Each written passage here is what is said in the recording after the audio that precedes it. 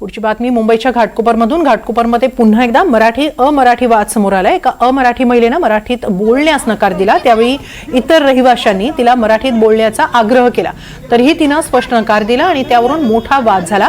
संजीरा देवी असं त्या महिलेचं नाव आहे। बोलो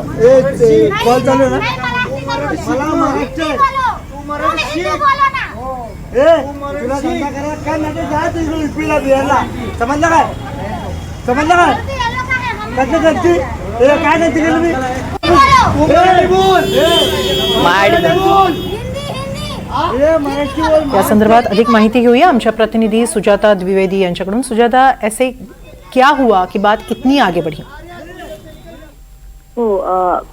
घाटकोपरमध्ये पुन्हा आता भाषेवरून वाद झाला आहे आणि मुंबईच्या घाटकोपर भागात संजीरा देवी नावाच्या महिलासोबत जे आहे हे भाषेवरून वाद झाला होता। संजीरा देवी त्यांच्या घराजवळ उभ्या होत्या आणि तेव्हाच रस्त्यावर काही लोक पण तिथे उभे होते, त्यामुळे त्यांना जायला अडचण झाली। जेव्हा संजीरा देवी त्यांना असं म्हटली की तुम्ही लोक बाजूला व्हा, त्यावेळी ते जे लोक तिथे उभे होते त्यांनी जे आहे त्याला म्हणाले की मराठीत बोला।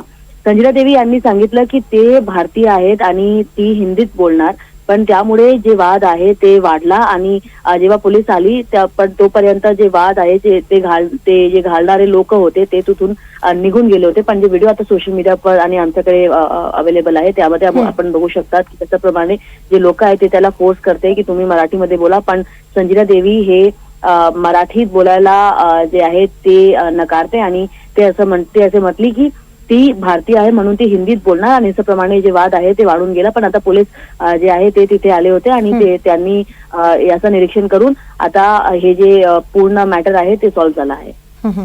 खूप खूप धन्यवाद सुजाता या सविस्तर माहितीबद्दल।